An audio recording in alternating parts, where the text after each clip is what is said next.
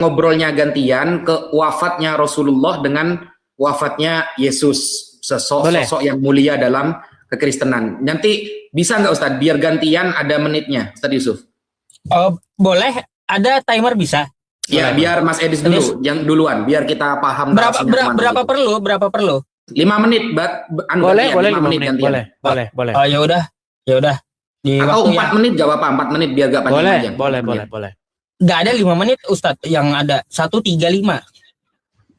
5 nggak apa-apa ya. Ya. Asik juga itu temanya itu. Timernya di atas tuh ya, Dis ya. Boleh. Oke, baik, saya lanjutkan. Nah, jadi biar kita itu, maksud saya begini, Gus. Yang Islam itu benar-benar mempertanyakan atau betul-betul menyerang, tanda kutip ya, menyerang apa yang sungguh-sungguh diimani oleh orang Kristen. Nah, saya melihat diskusi ini menjadi tidak sehat karena orang Islam itu menyerang sesuatu yang tidak diimani oleh orang Kristen. Tetapi hayalannya sendiri.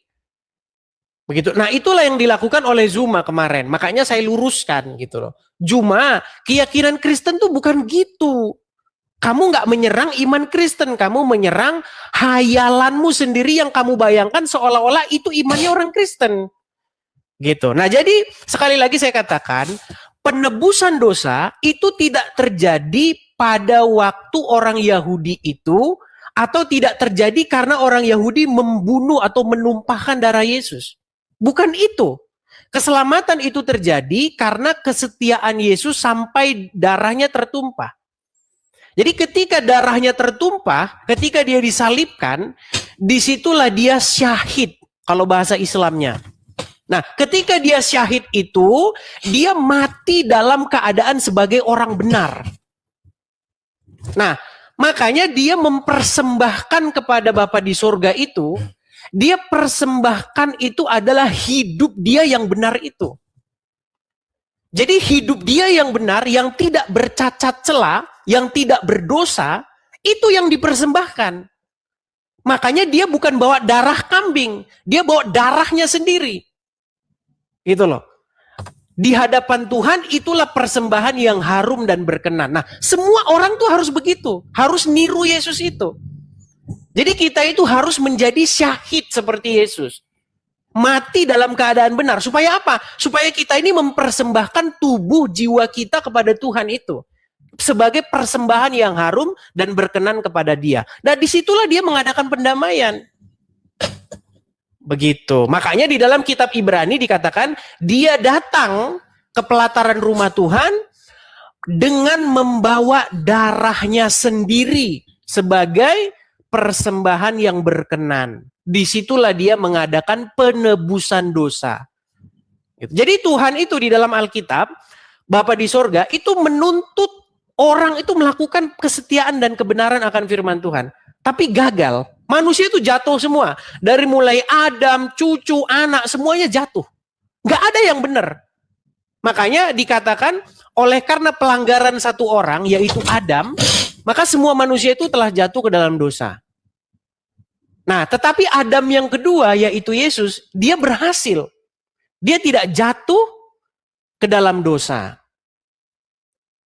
Makanya, oleh karena pelanggaran satu orang, yaitu Adam yang pertama, semua manusia telah berbuat dosa.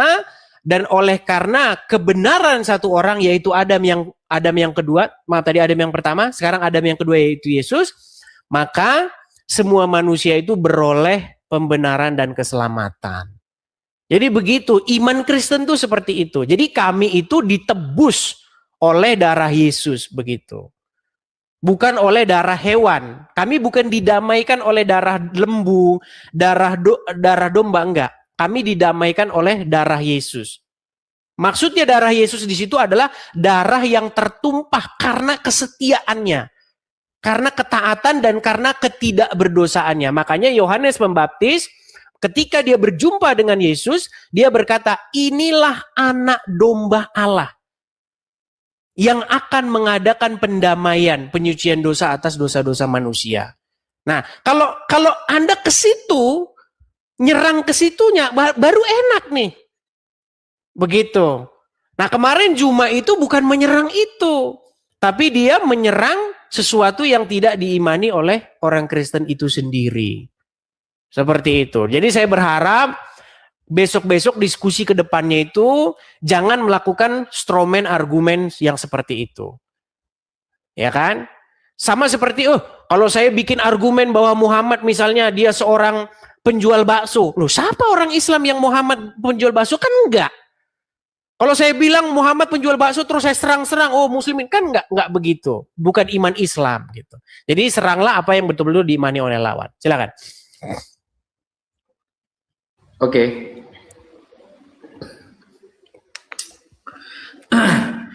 Ya, Bismillahirrahmanirrahim. Di sini Mas Edis menggunakan kata-kata syahid, ya. Menggunakan kata-kata syahid. Yesus matinya mati syahid, teman-teman. Secara tegas dia mengatakan seperti itu. Sama seperti kasus Nabi Muhammad SAW mati sebab racun yang terasa dalam tubuhnya oleh makanan yang diberikan oleh wanita Khaybar, berarti juga mati syahid. Nah, kalau menyamakan sesuatu, Mas Edis, ya, di dalam Islam, ketika menyamakan suatu perkara dengan perkara yang lain, itu namanya kias. Ya, kias. Mengkiaskan. Menyamakan itu mengkiaskan. Mengkiaskan itu, kalau dalam katanya harus memahami sesuai apa yang diyakini umat Islam. Kalau Anda sudah mulai menggunakan kata syahid, menyamakan dengan kasus wafatnya Rasulullah, maka Anda terjebak kepada ilmu kias. Dalam kias itu syaratnya ada 4, yang namanya asal, hukum asal, fare, ilat.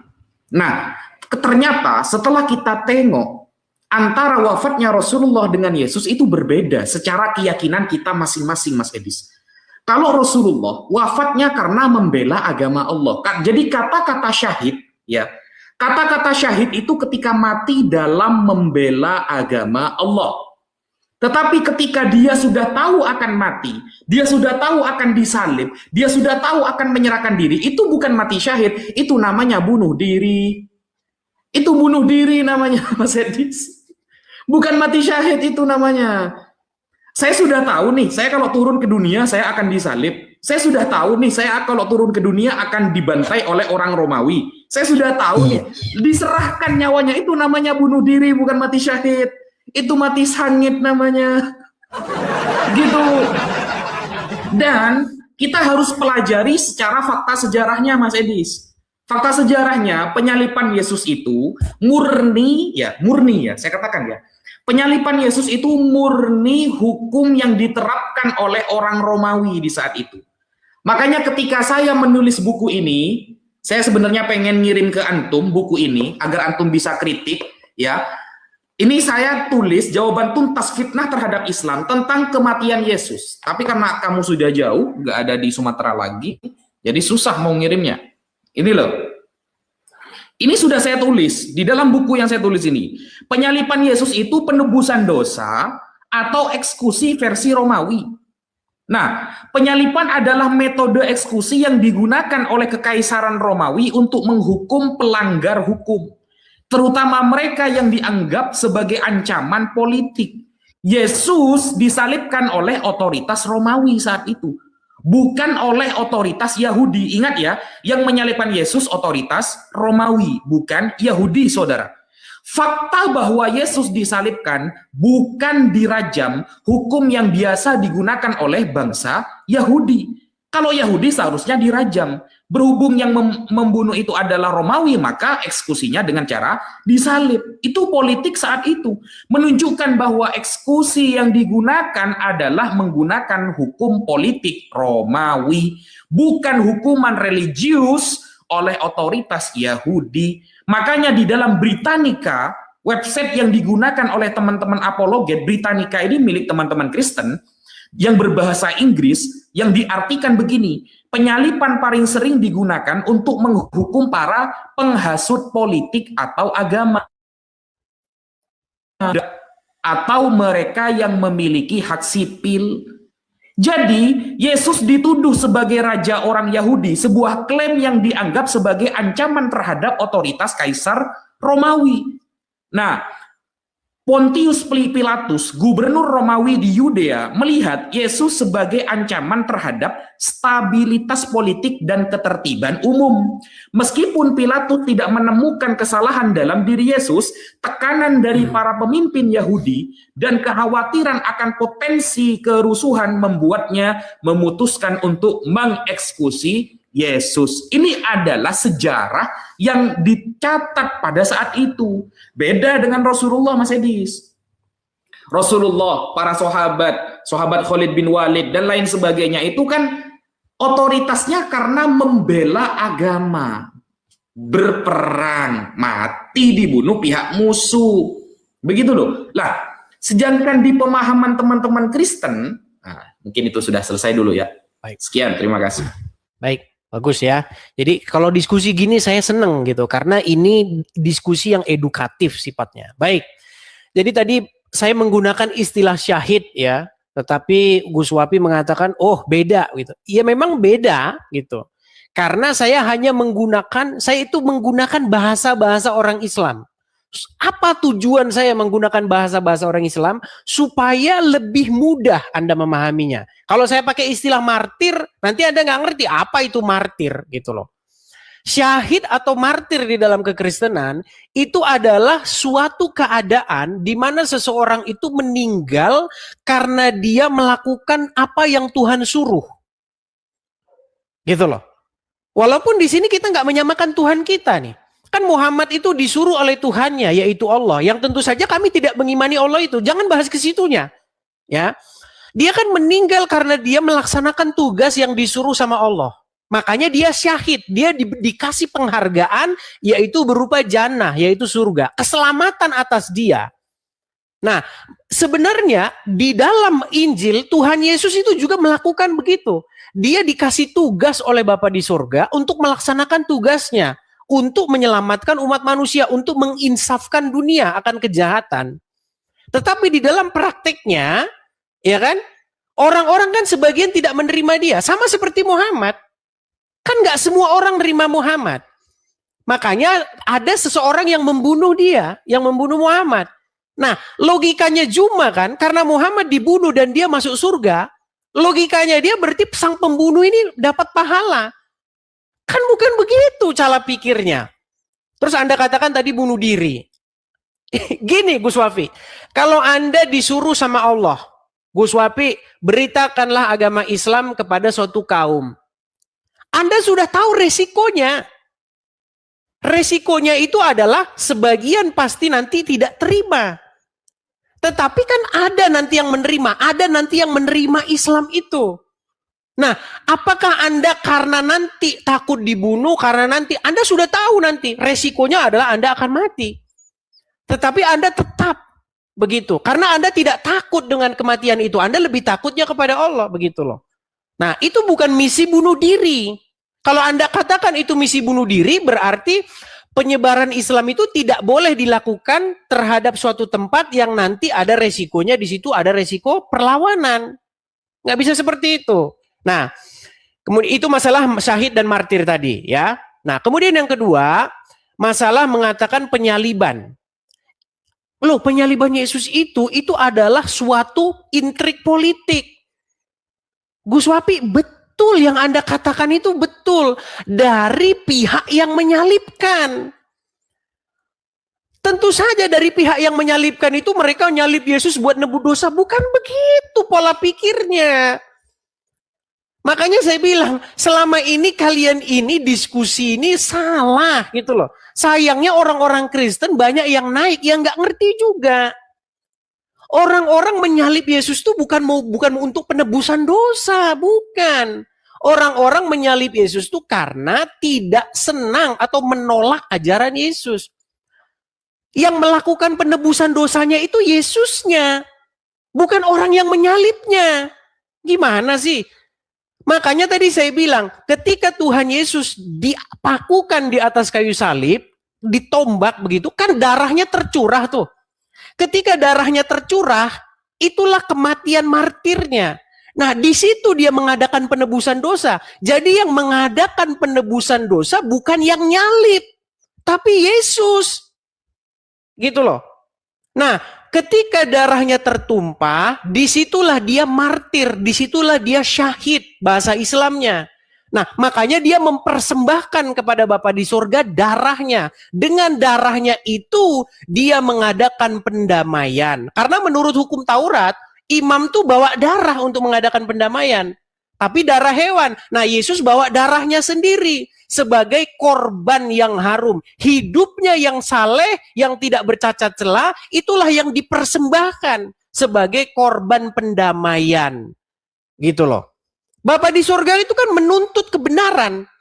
Nggak ada yang bisa lakuin. Hanya Yesus yang bisa lakuin. Disitulah dia mengadakan pendamaian. Jadi itu paham Kristen. Gitu loh Ustadz. Jadi jangan nyerang yang nggak dipahami oleh orang Kristen. Gitu. Silakan. Oke, bisa dipaham. Begini Mas Edis. Kalau dalam konteks syahid itu disamakan, begini, Yesus ketika disalib, ya, itu kan berkata begini kan, Eloi, Eloi, lama sabachthani, Tuhanku, kenapa engkau meninggalkan aku? Dan dalam sejarah, yang meninggalkan Yesus bukan hanya Tuhannya, tapi murid-muridnya juga lari, Mas Edis. Nah, kemudian disamakan dengan syahid versi Islam. Nah, ini yang kemudian tidak bisa sama. Kenapa tidak bisa sama? Gini Mas Edis, tadi Mas Edis sempat mengakui bahwa keyakinan penebusan dosa di tiang salib itu tidak benar, kata Mas Edis. Tapi yang benar itu adalah Yesus sendirilah yang menyerahkan dirinya sebagai hadiah kepada Sang Bapa yang telah memerintahkan hidup kepada dia sesuai kehendaknya, kan begitu. Nah, dalam paham ini begini, ini saya perinci dulu Mas Edis ya. Kalau di dalam Islam, Allah mengatakan, jahidu fi sabilillah. Man jahada fina lanahdiyannahum subulana. Barang siapa yang berjihad di dalam urusan kami, maksudnya urusan agama Islam, membela agama Allah, maka lanahdiyannahum subulana. Allah akan memberikan dia banyak jalan, maksudnya jalan menuju surga dan lain sebagainya nanti. Jahidu fi sabilillah, berjihadlah di jalan Allah. Karena yang akan didapatkan umat Islam adalah nanti surga. Di dalam pemahaman Kristen, ketika di dalam 1 Yohanes nomor 29, Yohanes Pembaptis mengatakan begini, dialah anak domba Allah yang akan menebus dosa dunia. Nah, jadi pemahaman penebusan dosa itu sudah menjadi keyakinan mainstream di antara teman-teman Kristen. Dan kejadiannya itu dalam lisan orang-orang Kristen sudah diketahui karena sudah dinubuatkan Mas Edis. Kalau Mas Edis mau menyamakan dengan mati syahid, Anda jangan sampai mau percaya terhadap nubuatan. Jangan percaya nubuatan Mas Edis. Kalau sudah percaya nubuatan yang dipahami teman-teman Kristen, dia akan lahir, akan mati di tiang salib untuk menebus dosa dunia dan lain sebagainya. Itu namanya bukan syahid. Itu memang rencana bunuh diri memang. Untuk menewaskan dirinya sendiri, masalah alasannya itu untuk penebusan dosa terserah. Yang penting dia adalah orang yang turun ke dunia untuk menewaskan dirinya sendiri. Karena ada nubuatan. Nah di Islam nggak ada Mas Edis. Bahwa Nabi Muhammad nanti akan turun ke dunia. Nanti akan mati begini-begini. Ya, di dalam Al-Quran itu nggak ada. Di Al-Quran cuma dikatakan kullu nafsin dha'iqatul maut. Setiap orang yang punya jiwa pasti merasakan kematian. Kalau Anda masih percaya nubuatan, maka itu sama dengan Anda percaya Yesus itu datang ke dunia untuk menyerahkan nyawanya. Maksudnya, bahasa simpelnya dia sedang mau bunuh diri.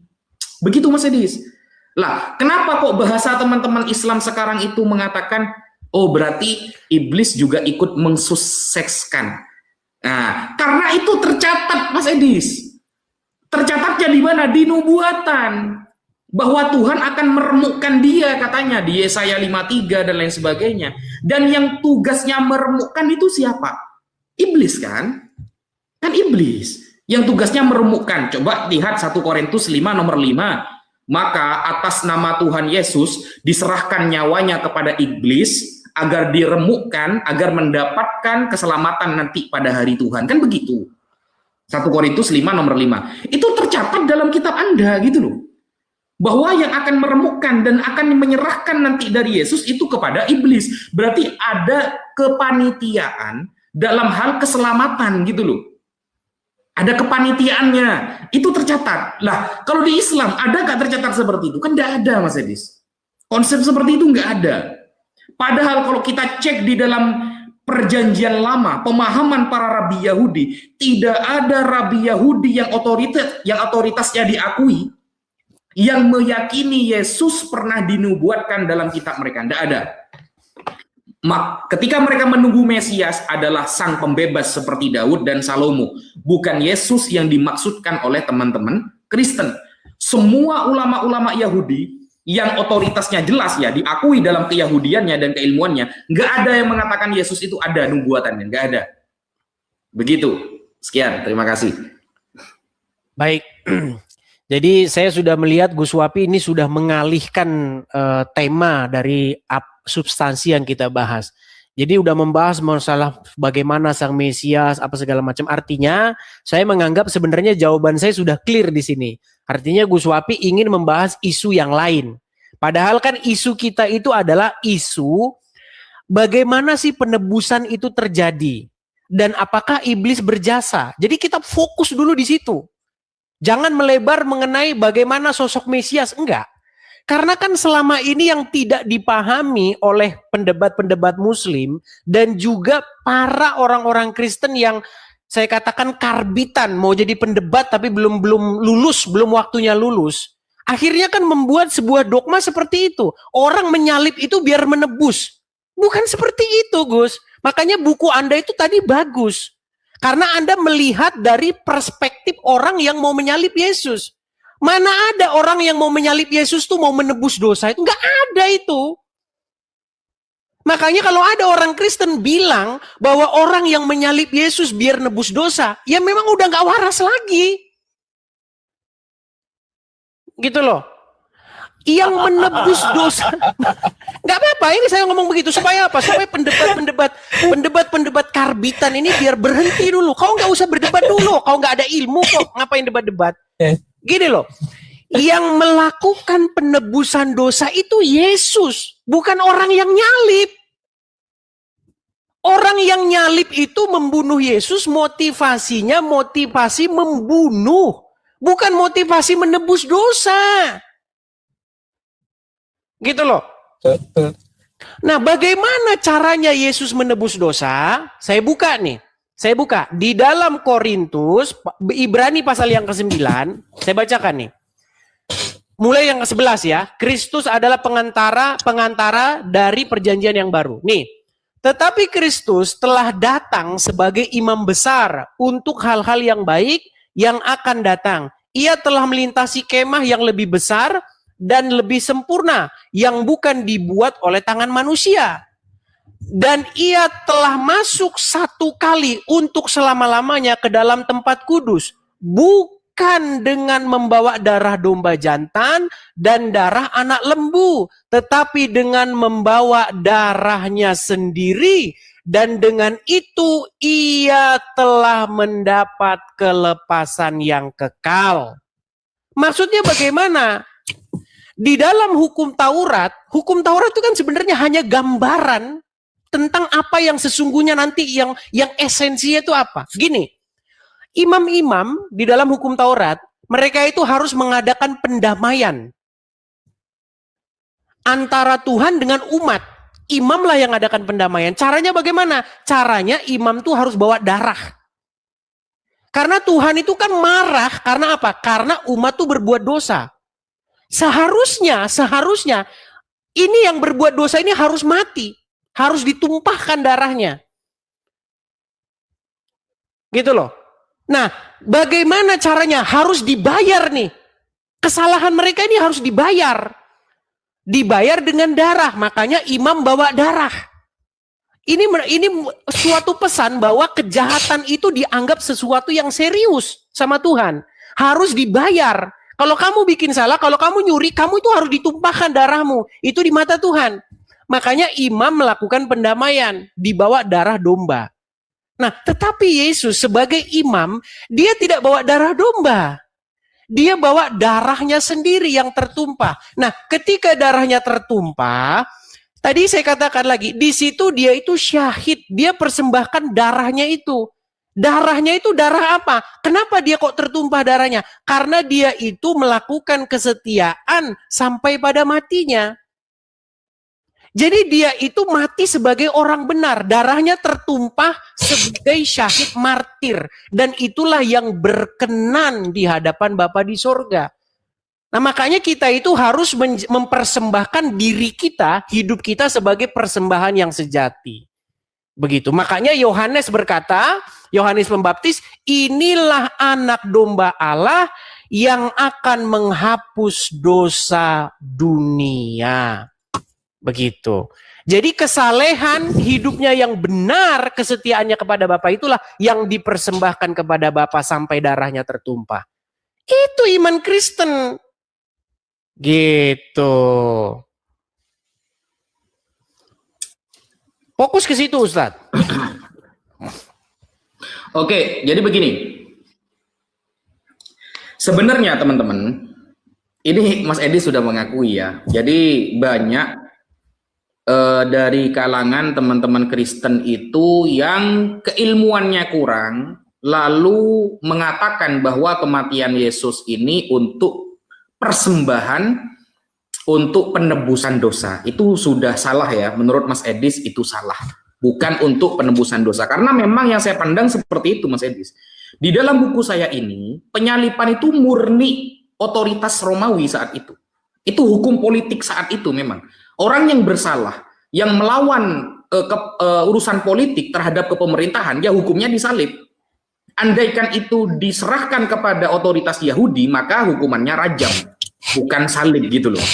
Nah, susahnya begini Mas Edis, saya disuruh meyakini dia mati syahid oleh Mas Edis, padahal saya sudah meyakini dia nggak mati gitu loh Mas Edis.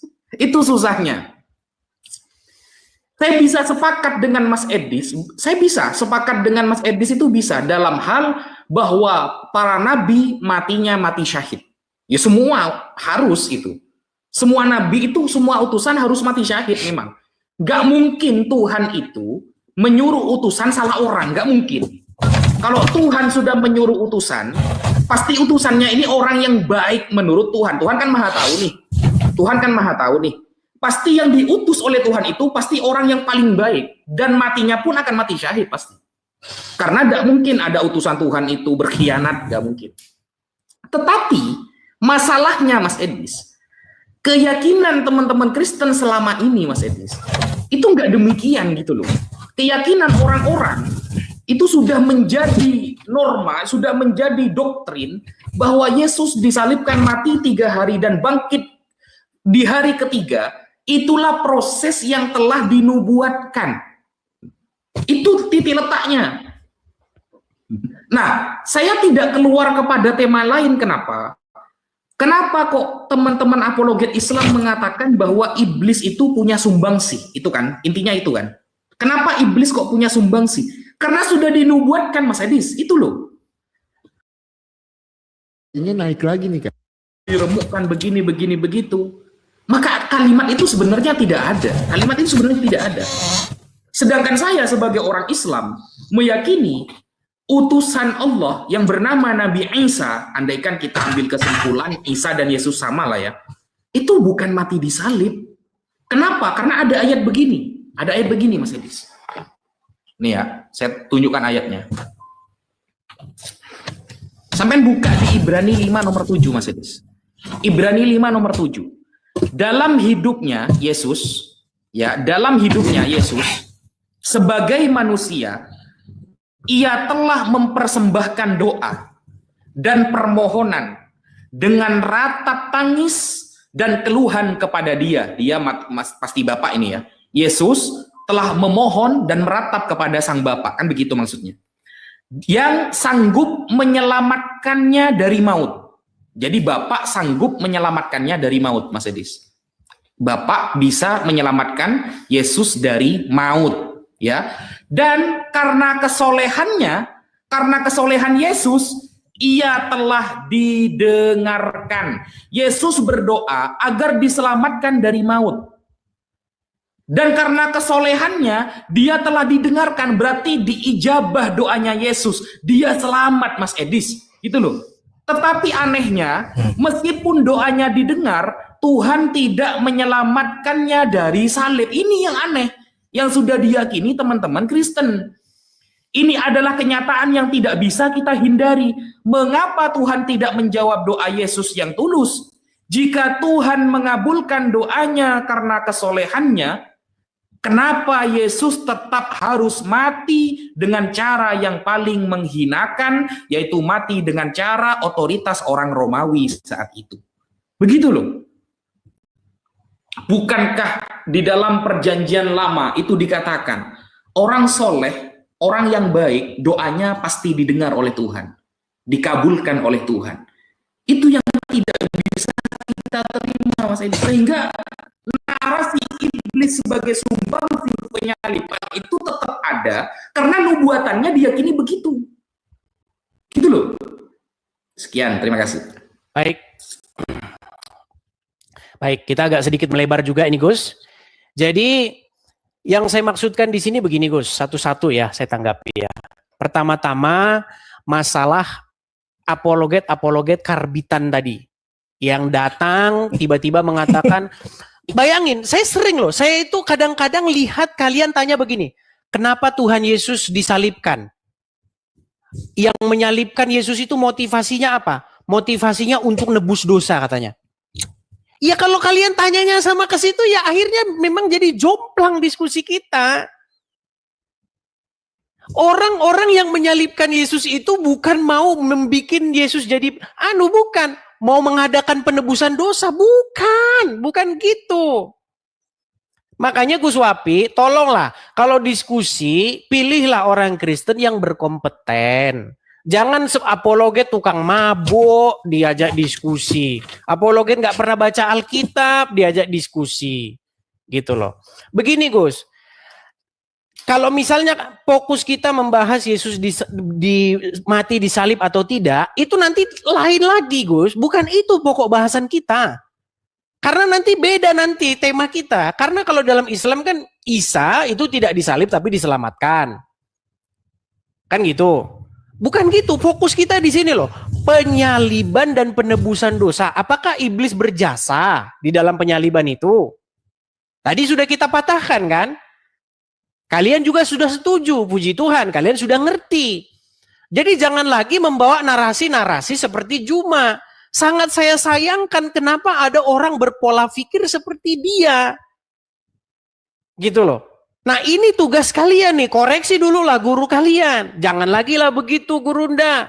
Karena masa iblis berjasa, berarti nanti perempuan Yahudi yang telah membuat Muhammad syahid berjasa dong.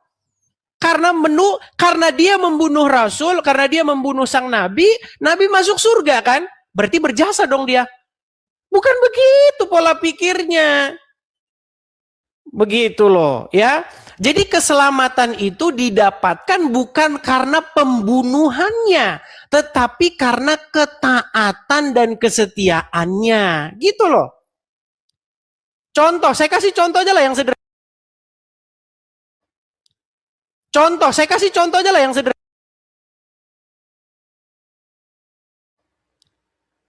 Saya kasih contoh aja lah yang sederhana.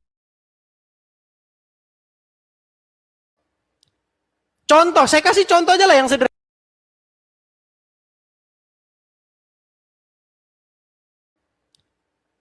Saya kasih contoh aja lah yang sederhana. Kesetiaan sang syuhada itu. Itulah surga yang didapatkan dia. Sedangkan orang yang membunuh dia, itu tetap mendapatkan penghukuman, bukan berjasa. Makanya fokus kita tuh di situ Ustadz. Makanya iblis tidak berjasa dalam peristiwa penyaliban tersebut. Dia berdosa. Iblis, orang-orang Yahudi, Yudas Iskariot, itu posisinya itu berdosa. Mereka itu mendapat penghukuman. Keselamatan terjadi atas kesalehan dan ketaatan Tuhan Yesus kepada Bapa di surga. Sekalipun dia itu kan difitnah, dituduhkan fitnahan-fitnahan. Orang-orang ahli-ahli Taurat, alim ulama, menghasut rakyat untuk menuduhkan perkara-perkara. Kan ketika dibawa ke Mahkamah Agama, ketika dibawa ke Sanhedrin, kan dituduhkan Mahkamah, kau ingin merubuhkan bait Tuhan, kau ingin memberontak, kau menghasut rakyat untuk tidak membayar pajak, kau mengajak untuk melakukan pemberontakan kepada kaisar. Kan tuduhan semua itu, fitnahan semua. Tetapi sekalipun dia difitnah, sekalipun dia diperlakukan seperti itu, dia tidak berbuat dosa sampai pada matinya. Gitu loh. Sampai pada matinya itu dia tetap setia. Sampai darahnya ditumpahkan, dia tetap setia. Tidak berbuat dosa. Makanya dia persembahkan itu. Hidupnya yang benar itu dia persembahkan. Nah makanya darahnya itu menjadi persembahan yang harum dan berkenan kepada Bapa di surga. Di situ dia ngadakan pendamaian dan penebusan dosa itu. Di situ penebusannya itu di situ. Bukan orang ayo bunuh, bukan itu. Gimana sih pola pikirnya? Gitu loh. Jadi fokus ke situ dulu. Jangan masalah berarti Yesus tidak dibunuh dong, tidak disalibkan, diselamatkan. Itu lain isu. Gitu loh. Beda isu itu. Nah, silakan.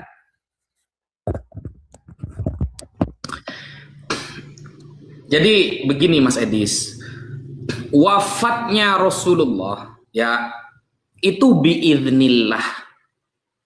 Jadi di Al-Quran itu sudah ada, Allah itu yuhyi wa yumit. Dialah yang menghidupkan dan mematikan. Wal asbab katsiroh. Penyebabnya banyak. Ada yang karena mati kecelakaan, ada yang karena mati dalam keadaan perang. Tapi dari semua macam-macam bentuk kematian, Allah itu yuhyi wa yumit. Dia yang menentukan kapan mati, kapan hidup. Gitu loh. Jadi di Al-Quran itu secara tegas, memang sebab-sebab kematian seseorang banyak, Mas Edis. Sebab-sebab kematian seseorang itu banyak. Tetapi inti siapa yang mematikan dan menghidupkan itu Allah, karena kullu nafsin dha'iqatul maut. Nah, bagi teman-teman Kristen, Mas Edi sudah setuju dengan saya bahwa penyalipan di zaman Yesus itu adalah hukum politik yang diterapkan oleh orang Romawi, bukan karena untuk penebusan dosa gitu ya. Memang nggak ada dari murid Yesus, dari orang-orang Romawi, orang-orang Yahudi, nggak ada yang tahu bahwa ketika ada penyalipan itu mereka sedang ingin menebus dosa, nggak ada yang tahu. Tapi apologet Kristen banyak yang ngomong seperti itu, gitu loh. Nah, itulah kenapa tadi Mas Edis menjelaskan kita tidak boleh diskusi dengan Pak Bom, dengan Rudi Yohanes, karena mereka itu pendebat karbitan, kata Mas Edis gitu, pendebat karbitan katanya.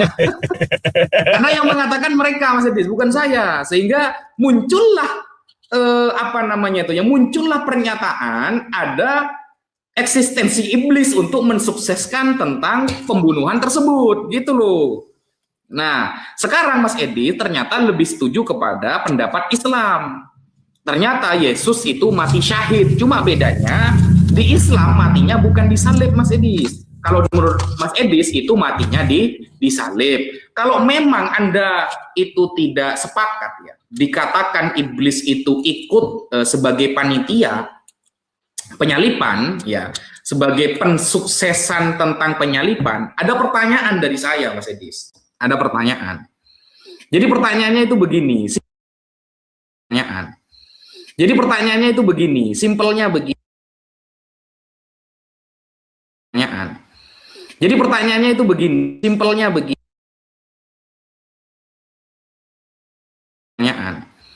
Jadi pertanyaannya itu begini, simpelnya begini. Jadi pertanyaannya itu begini, simpelnya begini. Ya, terus kemudian suksesnya iblis dalam menipu dan melancarkan semua tindak lakunya ya, dalam hal proses penyalipan, dalam menipu orang, dalam berbuat kebohongan, kedustaan, itu kesuksesannya ditentukan oleh siapa? Apakah iblis, oleh apa Tuhan? Itu pertanyaan dari saya ya, dicatat Mas Edis ya pertanyaannya ya. 1, kuasa iblis dari siapa? 2, kesuksesan ketika dia melakukan suatu hal buruk yang mengizinkan itu terjadi sukses itu siapa? Gitu ya. Yang mensukseskan itu siapa?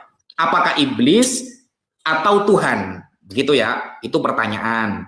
Nah, karena begini, kalau di Islam ada pertentangan dulu, baru ada klaim sesat, gitu loh. Di Islam, misalnya iblis di Islam itu menentang aturan dulu. Ketika disuruh sujud kepada Nabi Adam, iblis gak mau. Menentang dulu, sombong dulu, baru Allah memberikan dia status sesat. Lalu iblis berdoa, "Anzirni ila yaumi yub'atsun." Ya Allah, berikan aku hidup sampai hari kebangkitan. Innakum minal munzorin, kata Allah, kamu akan dihidupkan sampai hari kebangkitan. Jadi kalau di dalam Islam ada pertentangan dulu, ada dosa dulu, ada kesombongan dulu, baru klaim sesat ada.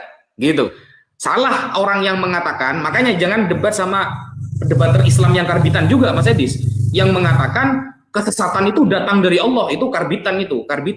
Karena kesesatan itu datang dari pertentangan dulu. Nah, dari pertentangan dulu, dari kefasikan dulu. Dalilnya ada dalam surah Al-Baqarah. Coba pertanyaan itu dijawab oleh Mas Edis ya. Dijawab. Baik, siapa yang mensukseskan iblis? Begitu. Baik. Nah, jadi kalau begini kan lebih terarah. Begini Ustadz Uswafi ya. Jadi pertama-tama kita ini kan ingin supaya kita ini benar-benar membahas apa yang diimani oleh orang Islam dan apa yang diimani oleh orang Kristen. Tadi Anda mengatakan bahwa kalau ada orang Islam yang mengatakan bahwa kesesatan itu datangnya dari Allah, maka dia itu bukan mengajarkan ajaran agama Islam. Makanya kita harus cari tahu dulu nih, mana sih yang benar-benar diimani oleh orang Islam nih? Jangan sampai kita ini salah arah. Kita ini bukan mendebat orang Islam sebenarnya, tapi debat orang yang salah paham tentang Islam. Pemahaman yang salah, yang Islam sendiri sebenarnya bukan itu. Keimanan Islam itu bukan itu. Nah, ini yang penting. Gitu loh. Nah, makanya tadi saya bilang, kalau seperti siapa sih Bom, Rudi Iskariot itu orang iblis, siapa namanya, Yudas saja masuk surga kok. Yudas Iskariot itu berjasa. Kan ya makanya susah, makanya pilihlah seseorang yang benar-benar ngerti Alkitab gitu loh. Seperti itu. Jangan debatnya sama orang yang tukang mabok, ya kan, dugem. Ya kayak begitu diajak debat. Gimana? Tukang nipu, malsuin surat kependetaan. Kayak begitu, jangan begitu. Kita fokus sama orang yang benar-benar ngerti nih. Ini orang ngerti Alkitab gitu loh. Nah, cuman tadi ini agak sedikit ngelebar, Gus. Kita ini bukan bahas mengenai Yesus disalib atau tidak, begitu. Bukan itu, Gus. Poinnya yang mau saya sampaikan, bahwa di sini iblis tidak berjasa. Dan juga di situ, di penebusan itu terjadi bukan pada orang-orang bukan orang, motivasi orang menyalib itu bukan mau mengadakan penebusan dosa. Kan itu yang kalian dengar dari orang-orang Kristen. Ngapain orang itu menyalib Yesus? Karena mau menebus dosa. Ya goblok, gimana sih? Kalau begitu diskusinya ya buntu. Gitu loh. Makanya jangan debat sama mereka. Begitu loh. Makanya tadi kan sudah saya bilang, penebusannya itu terjadi di mana? Peristiwa penebusannya itu di mana? Peristiwa penebusannya itu terjadi dari pihak Tuhan Yesusnya. Bukan dari peristiwa orang yang nyalib. Jadi penyaliban itu kan pertemunya dua arah, pertemunya dua kepentingan. Iblis menyalib, motivasinya itu apa? Motivasinya itu adalah untuk melenyapkan sang Mesias, untuk mematikan sang Mesias. Tetapi dari pihak Tuhan, dari pihak Bapa di sorga, dari pihak Yesus, itu adalah apa? Untuk mengadakan pendamaian dosa. Gitu loh, sama seperti begini, untuk mengadakan keselamatan. Contohnya begini. Seperti yang saya bilang tadi, ada orang, saya pakai istilah Islam ya, berjihad.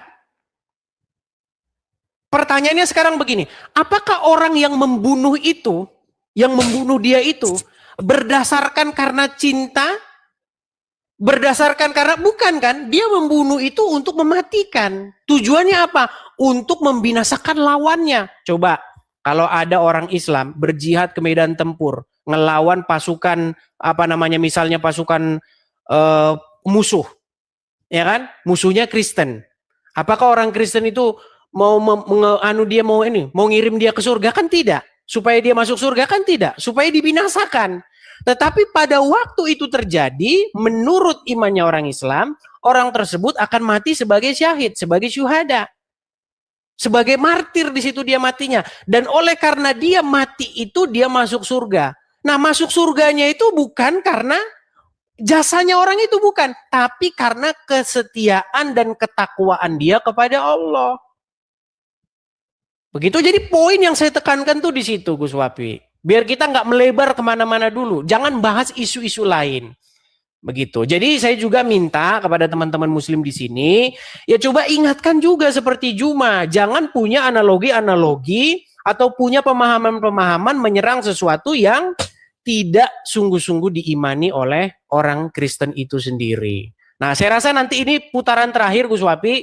Nanti habis ini kita closing dulu.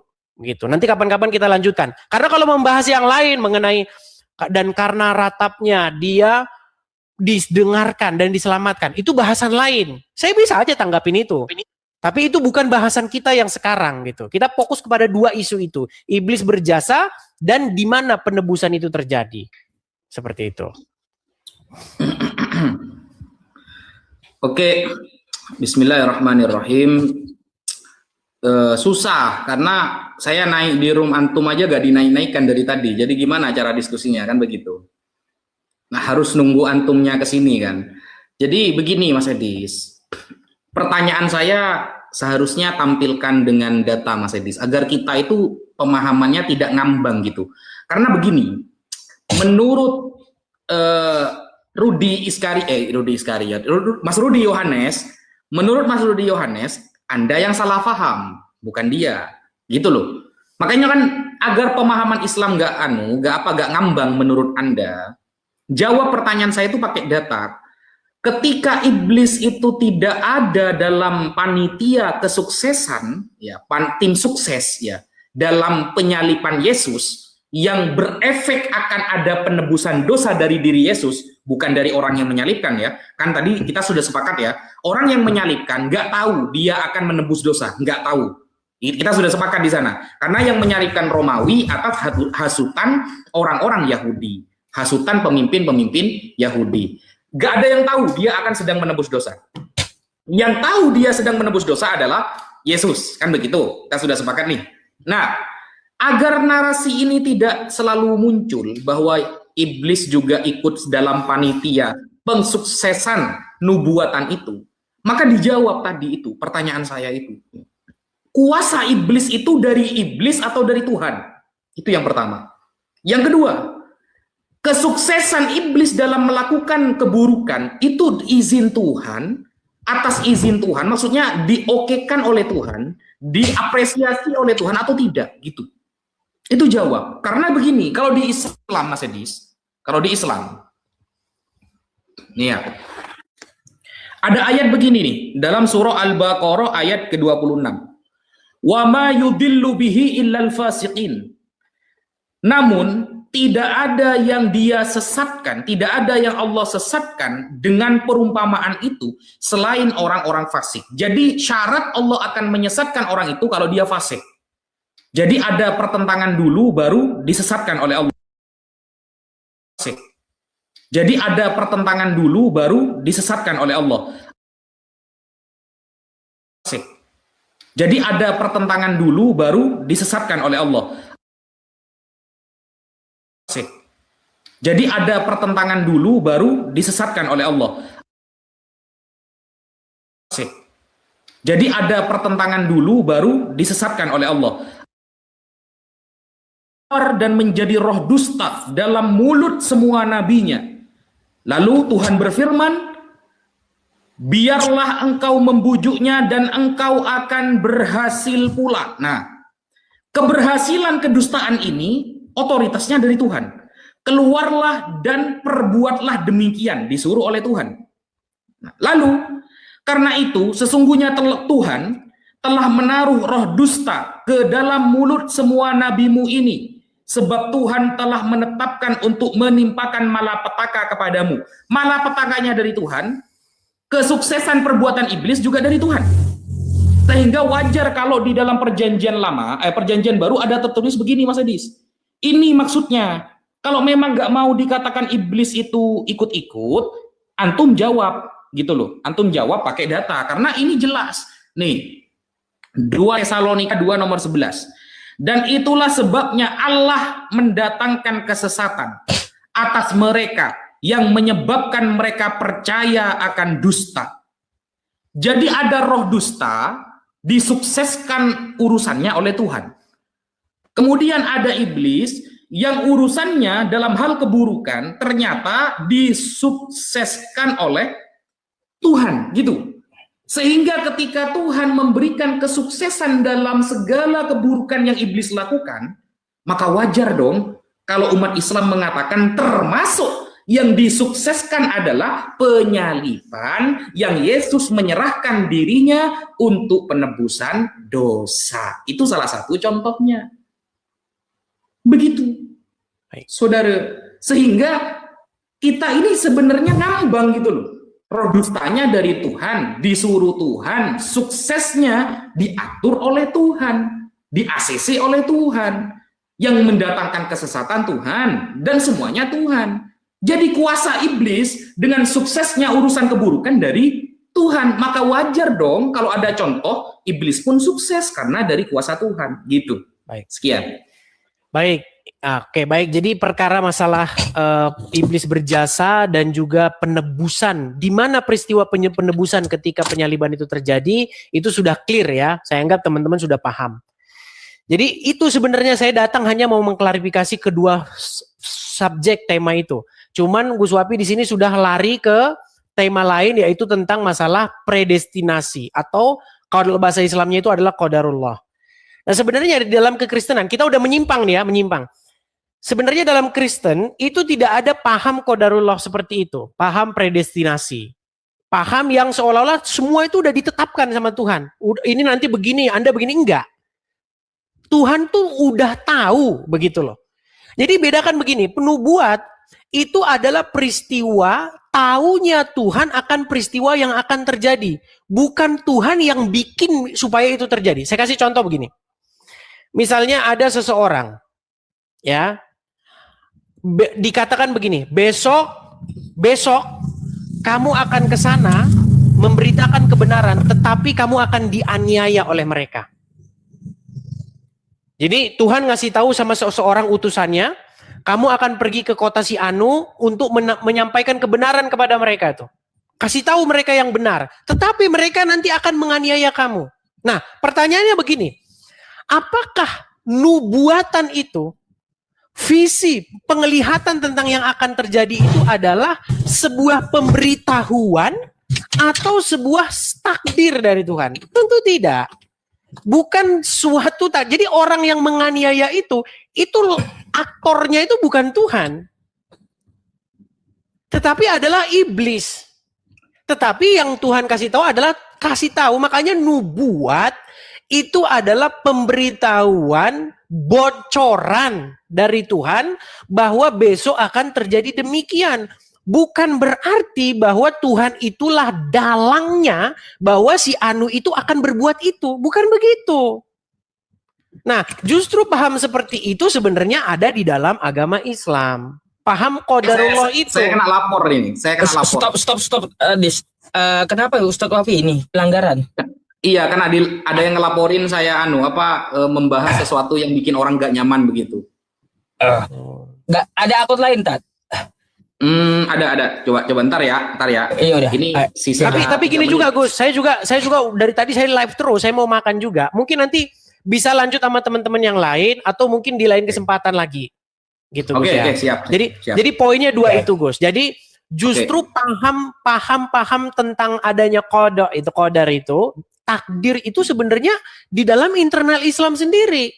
Karena saya pernah berdiskusi, kalau ada seseorang berzina, ada seorang muslim berzina, apakah perzinahan itu Allah yang bikin? Atau itu karena motifnya dia. Dianya sendiri yang mau berzina. Jadi yang menyebabkan dia berzina itu iblis atau Allah? Nah, kalau Allah, maka orang tersebut harusnya nggak bisa dituntut. Ya kan? Karena apa? Karena yang bikin dia berzina itu adalah Allah. Takdir daripada Allah. Nah, konsep seperti ini, predestinasi seperti ini, itu sudah tidak sesuai dengan Alkitab. Tapi kita udah lari dari pokok bahasan kita yang pertama. Begitu, Gus. Jadi begitu saja, Gus Wapi dan juga Yusuf Uncup. Jadi besok-besok kalau diskusi. Ceritanya agak ada data yang mau ditampilin ini. Tadi kan udah saya tampilkan, Ibrani tadi bagaimana Tuhan Yesus sebagai imam, dia mengadakan pendamaian. Disitulah dia mengadakan penebusan dosa. Jadi yang mengadakan penebusan dosa itu. Dari pertanyaan saya itu, kuasa iblis dan suksesnya iblis dalam melakukan suatu hal itu atas izin Tuhan, disukseskan oleh Tuhan. Atas izin. Segala sesuatu yang terjadi di bawah kolong langit ini atas izin. Tapi kalau atas izin, bukan berarti jadi dia yang bertanggung jawab gitu loh. Itu dibiarkan. Datanya? Oke lah, besok lah kita lanjut lagi. Karena poin saya yang saya bawa tadi hanya 2 itu, Gus. Jadi biar kita nggak fokus gitu. Oke. Jadi begitu saja teman-teman. Saya hanya mengkonfirmasi itu. Jadi besok jangan lagi membawa narasi-narasi bahwa iblis berjasa dalam penyaliban. Ataupun orang-orang yang mau menyalib Yesus tujuannya mau melakukan penebusan dosa. Ya bukan begitu, itu bukan iman Kristen. Seperti itu. Jadi saya rasa itu saja dulu. Semoga besok kita diskusi ini makin dewasa gitu loh. Jadi kita diskusi itu benar-benar substansial gitu. Jadi seperti itu dulu ya. Saya permisi dulu. Oke deh. Silakan nanti teman-teman lanjut lagi. Oke, gitu ya. Oke, saya ganti akun dulu tadi ya. Oke, terima kasih teman-teman. Saya turun dulu ya. Oke teman-teman, lanjut. 23.000